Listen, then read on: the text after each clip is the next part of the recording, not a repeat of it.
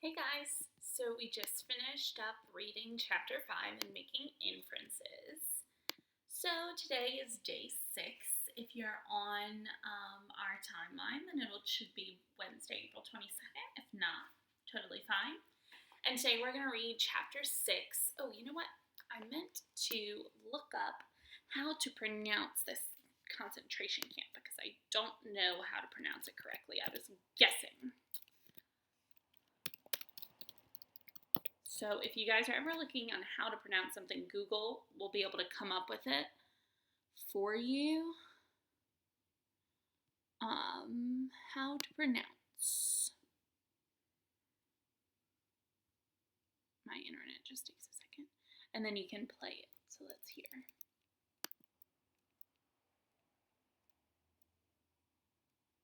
Plazo. Plazo. Plazo. Is that really it? Plazo.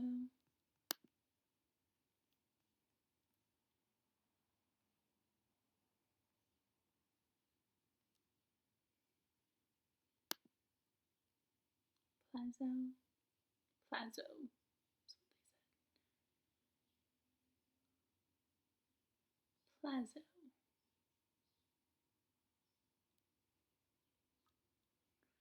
English, British, Australian, Irish. I don't want any of those.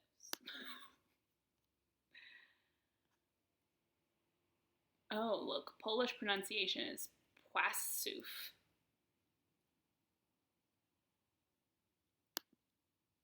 Oh, this one is Polish. This is what I want. I always try to pronounce the names correctly in the language that they're in. So let's see.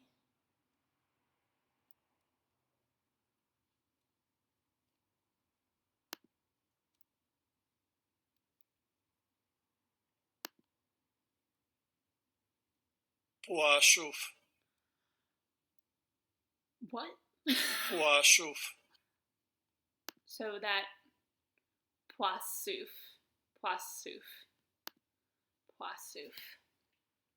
Okay, I'll try. Płasów. So again, phonetics has płasów. Okay, I'll try it. Whew. All right. Today we are working on one of our favorites. It's just such a highly tested standard skill on LEAP. And that's why we spend a lot of time on it. A lot of times we spend a lot of time in morning work on it because the best way to get good at it is just by practicing. So we are working on our I 4.4, that is reading informational text in 4th grade at the 4th standard. And our I can statement is I can use context clues to find the meaning of unfamiliar words in a text. All right, here's on. I can use context clues to find the meaning of unfamiliar words in a text. Here's off. All right, let's talk about some of those important words. We know what use and find mean. Our verbs are easy today. Context clues. Think before we move on to the next slide. What's a context clue and what's an unfamiliar word when you encounter one in a text? Okay. All right, context clues. They're hints in a text that help you figure out the meaning of an unfamiliar word. Context clues, those are the clues, right? And then the unfamiliar word is the word that you don't know. If you're reading a text and you come across a word that you don't know, then you try to find a context clue around that word that will help you find that meaning.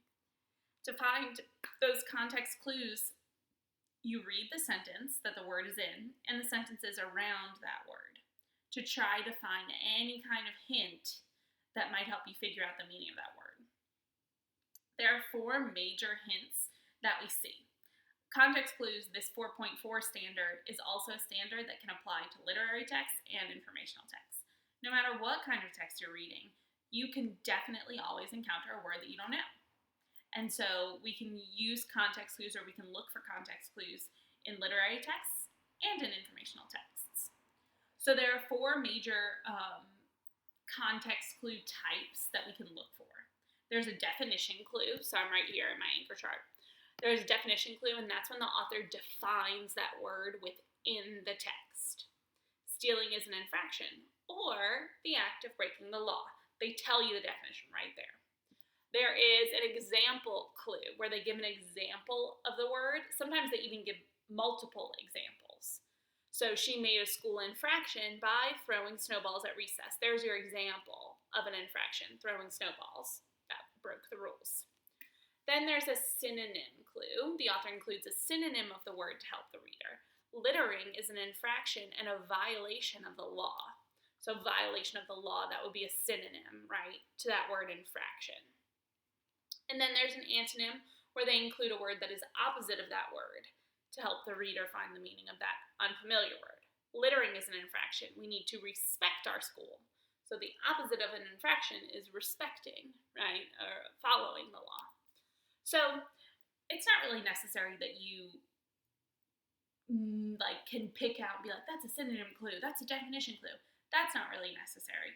But you just want to be aware of those are the things that you're looking for. Okay, maybe a definition might help me, or some examples, or maybe there's a synonym or an antonym in there that might help me.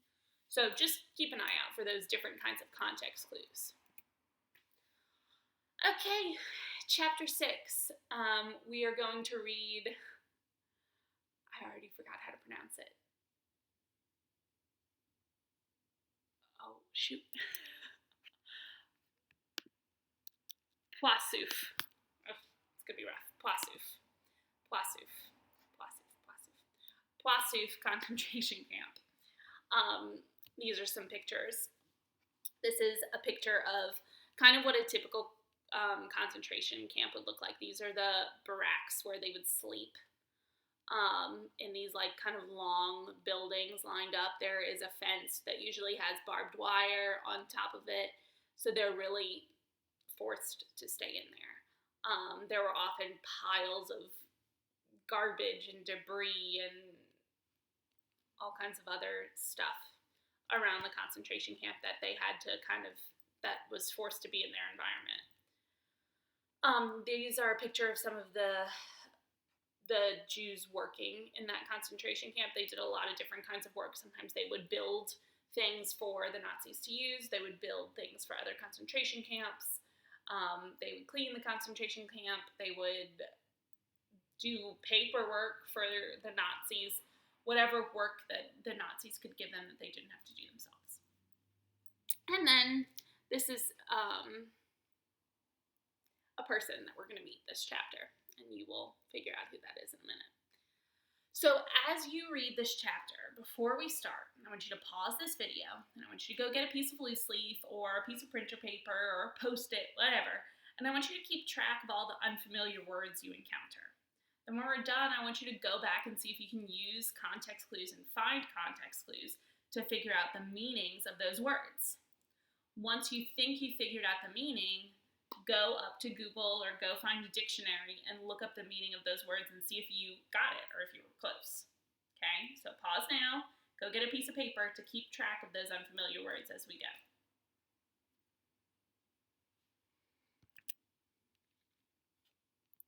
All right, now we're going to go ahead and read. And after chapter 6, there is a quiz. So after you read through this chapter, go ahead and take the quiz. There will be some questions that are just about, like, did you understand these couple of chapters? It's 4 through 6. And then there will also be questions on the standards that we talked about. So there will be questions on inferencing, there will be questions on context clues, and there will be questions on, what do we do in chapter 4? I don't remember. Whatever skill we did in chapter 4.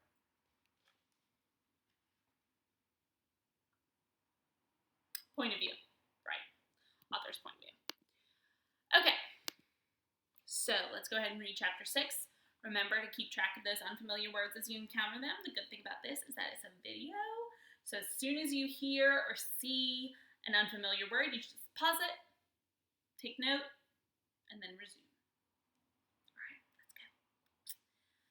Chapter 6, the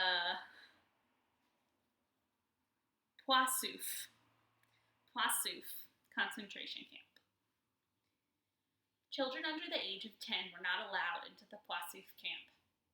Instead, before Jewish parents left on the march to Poissouf, police forced them to send their young children to the Krakouf's ghetto orphanage. Some parents tried to bring their little children with them to Poissouf by giving them a sleeping pill and hiding them in a backpack. My cousin Jenny was too big to hide in a backpack, but I was desperate to bring her with us to Poissouf. Even though the concentration camp would be terrible, at least if we were together, I could look after her. An idea came to me. I would hide her under my long coat. As my mother and I approached the gates of the ghetto, a policeman saw Jenny's feet under my coat. He opened the coat and looked at my beautiful little cousin, who was clearly less than 10 years old. "You can't take her," he said. "She's too young. She must stay here. Let the orphanage take care of her." My mother and I knew some of the people who ran the orphanage and told ourselves Jenny would be fine staying with them. What choice did we have?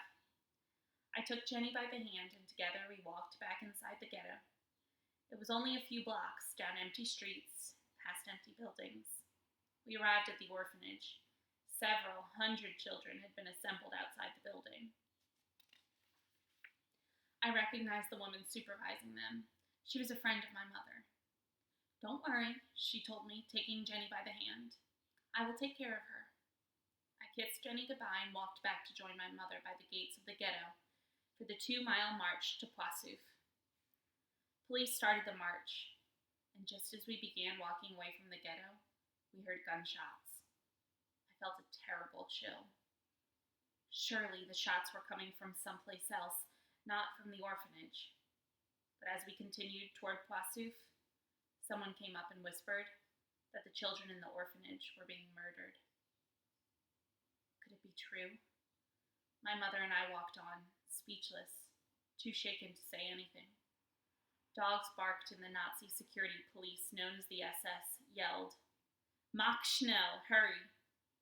We quickened our pace and marched to Poissouf, still hearing shots being fired inside the ghetto. We arrived at the Poissouf camp, which was a total size of about 100 city blocks.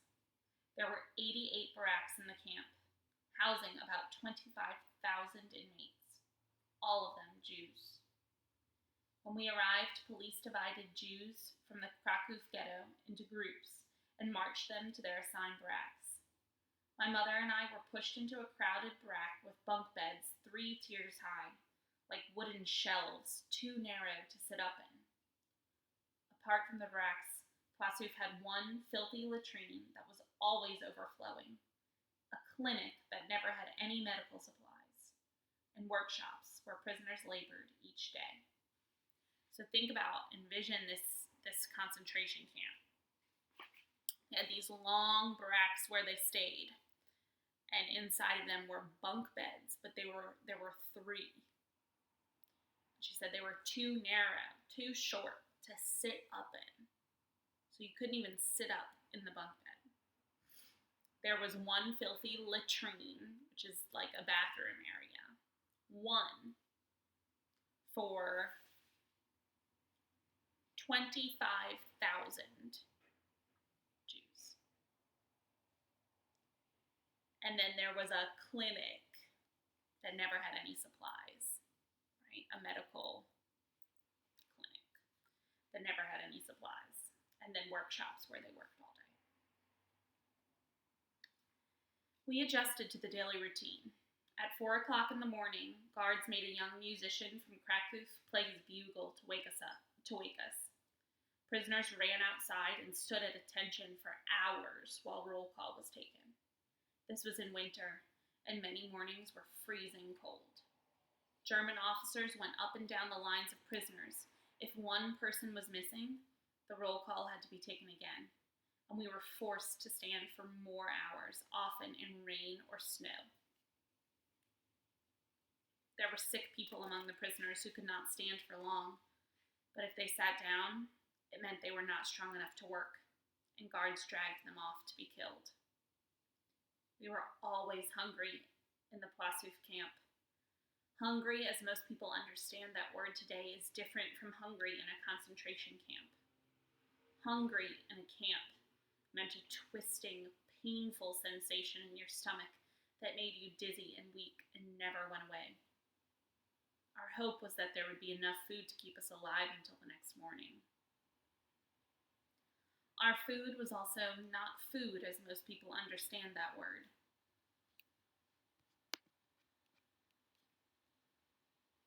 Food in a concentration camp meant a foul-smelling bowl of watery soup and a piece of stale bread. Throughout the day, we were always looking for something more to eat. We were ready to eat anything. Guards stood by the garbage piles outside the inmate kitchen and shot any desperately hungry prisoner who dared to dig through the garbage for scraps. The commandant of the Poissouf camp was a German officer named Eamon Get, pronounced Get. Hold on, guys.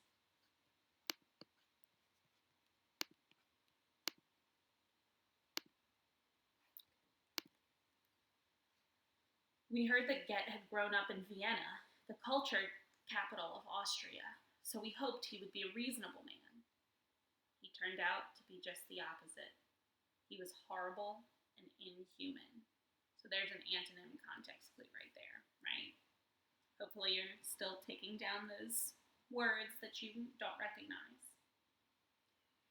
Eamon Get was 6 feet, 4 inches tall, overweight, and brutal. Everyone in the camp knew his reputation and stayed as far away from him as possible.